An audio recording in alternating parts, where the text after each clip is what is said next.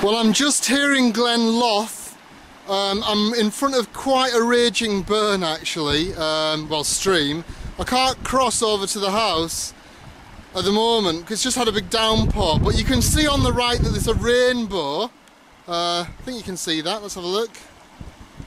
There's very clearly, definitely a rainbow there. Excuse the cinematography. This house that you're looking at, Christine Cowie, who lives in Helmsdale, was saying to me that she remembers coming to this house in the 60s for a party at one point. She talks about the soup, kind of like venison soup with eyeballs in it and bits of fur, which is not quite sure if people imagine that or not. But you can just see the burn down here. There's the house. I think it belonged to a Canadian guy, but look at the stunning scenery. Now, if I was more of an orienteer, I'd tell you which hills these are, if you can hear me above the wind. But there's no one here, absolutely no one. It's just been a massive hailstorm. I'm precariously parked up the hill, if I can even find the car. Where is it? Is it? I think that might be it there. There's the car. There's a little trusty Ford car that we've hired. I'm on my own today. As we go around, you can see all of the glen. I've just said goodbye to Ellie, that's Eleanor Tom, who's, she got her first book today. She got it from the printers. Author Eleanor Tom, I should point out. So, I wanted to come here today because this house has kind of got romantic meaning for me. It's probably the most deserted one in the whole area on one of the most difficult roads. If I can just get across the burn, I hope to have more interesting material for you.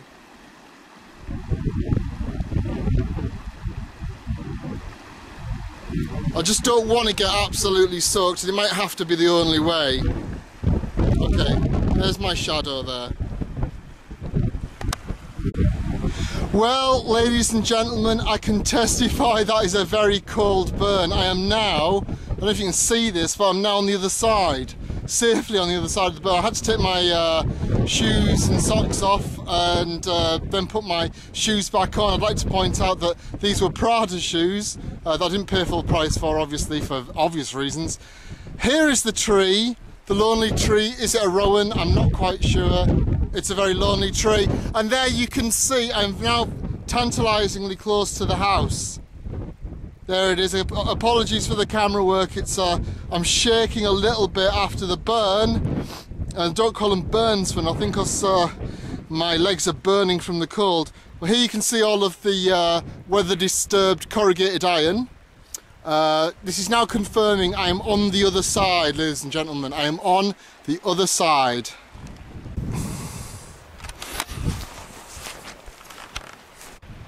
I am absolutely praying the weather stays okay. You can see how the hills make their own weather, their own kind of thermal systems. But, you know, I'm no meteorologist, had to think of that. It's just amazing here. There's bits of abandoned agricultural equipment, some of it's domestic, some of it's a bit more heavy duty. There's even a Wellington boot in here. I could have done with that earlier on. This is just, oh my god, it's a smorgasbord of decay in here. What an amazing sight. It's almost like a piece of sculpture. There's bits of car engine parts, a huge, some kind of tractor engine, I think. It's been stripped apart. I guess people come here for kicks. I'm coming here for kicks. Oh god, I'm just going to have to take millions of pictures in here.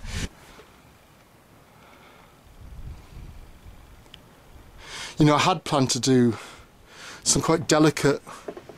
Oh my god.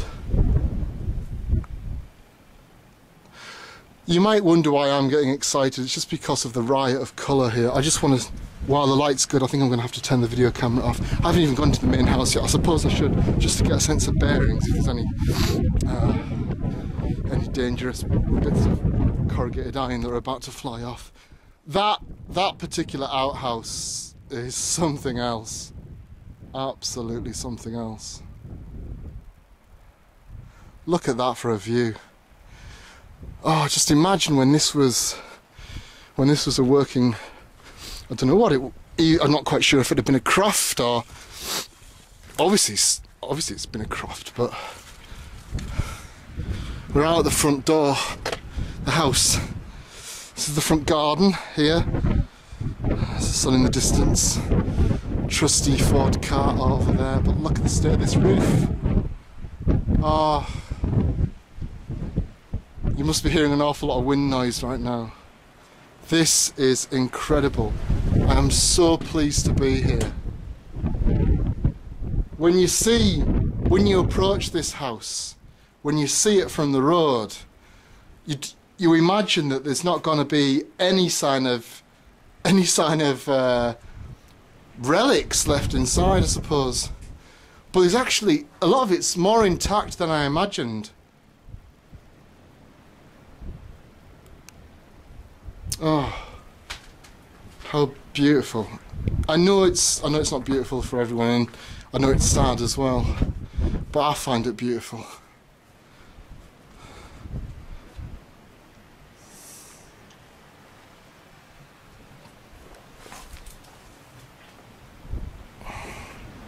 It's just amazing. Number 4.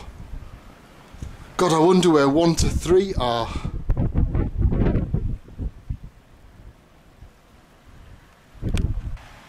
I mean, this to me is just an amazing day.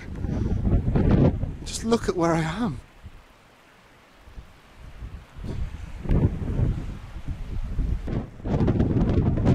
Just look at this.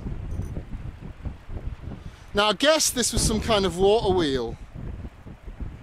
I didn't see the spade. I took a photograph of this a few days ago and I didn't see the spade at all. Yeah, definitely a water wheel, I would imagine.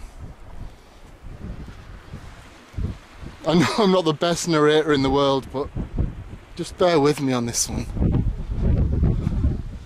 Although there is this nagging feeling that you're kind of in some Blair Witch Project climax or something, where I'm going to turn a corner and this tape will just suddenly run out. You know, as if... So I've spent probably about half an hour just photographing this bit of carpet here.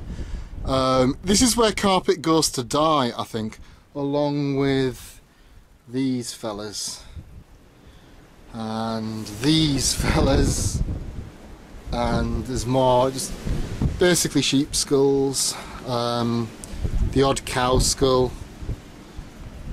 These bits of carpet, this bit of tarpaulin coming down here. I did a nice kind of, pretty much kind of this frame here.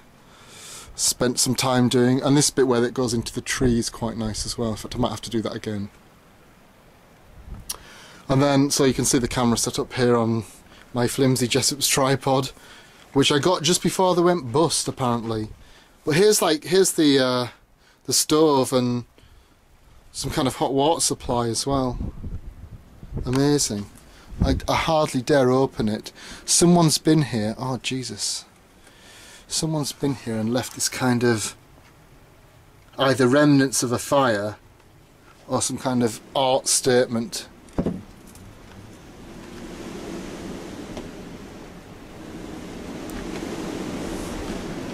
I've got to be careful that it doesn't get too stormy while I'm here, because I'm so cut off.